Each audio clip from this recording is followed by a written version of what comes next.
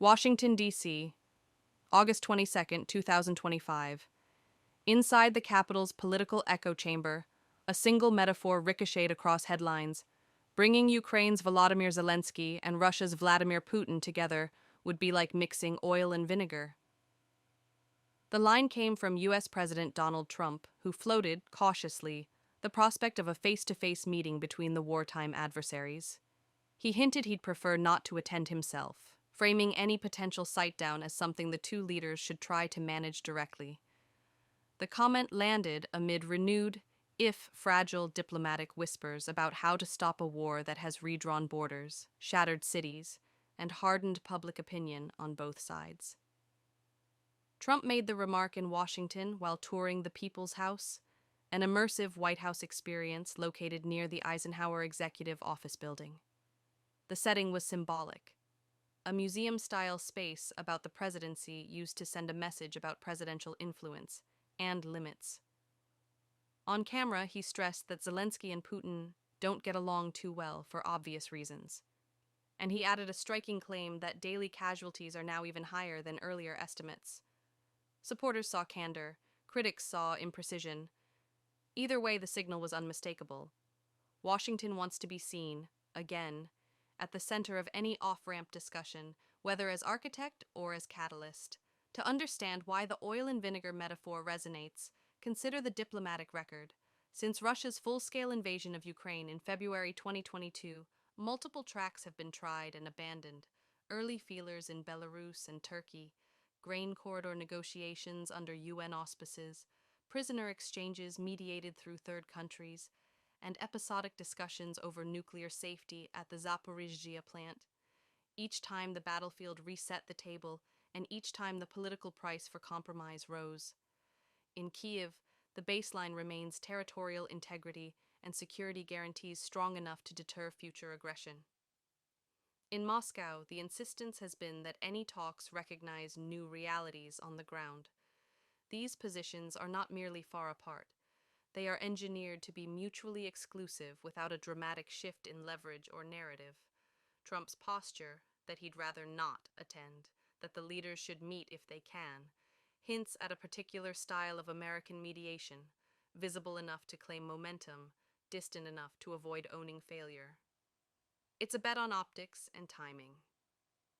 If Kyiv and Moscow ever agree on a narrow technical agenda, say an expanded prisoner exchange, civilian evacuations from contested zones, or demining corridors, the White House could bless the effort without scripting it. But if the conversation turns to borders, sanctions, or NATO's future footprint, American fingerprints would be unavoidable. That is where rather not collides with reality. Behind the scenes, diplomats face three immovable constraints. First, security. Any credible ceasefire would require verifiable monitoring, not just observers, but technology, timelines, and consequences for violations. Second, politics. Zelensky answers to a public that has endured air raids, occupation, and loss. Any deal perceived as capitulation could shatter his mandate.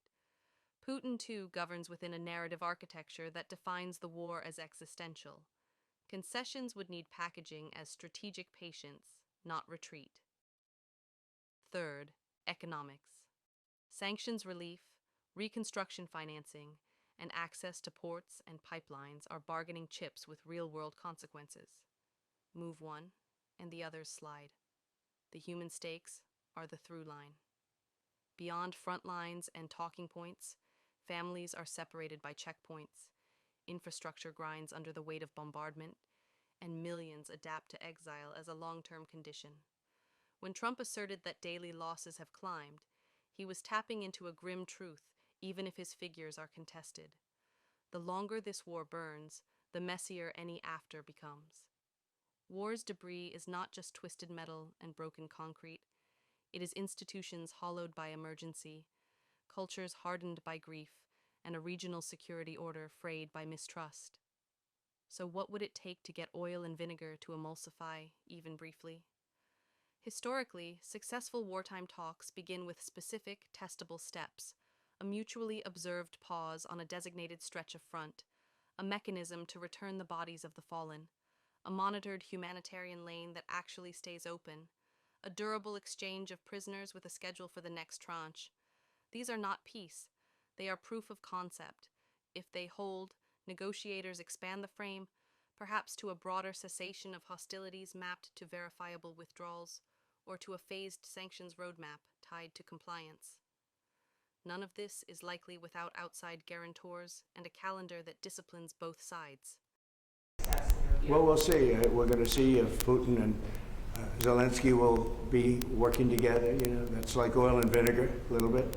They don't get along too well for obvious reasons, but we'll see. And then we'll see whether or not I would have to be there. I'd rather not. I'd rather have them have a meeting and see how they can do. But in the meantime, they continue to fight and they continue to kill people, which is very stupid because they're losing 7,000 people now. I used to tell you 5, now they're losing 7,000 people a day.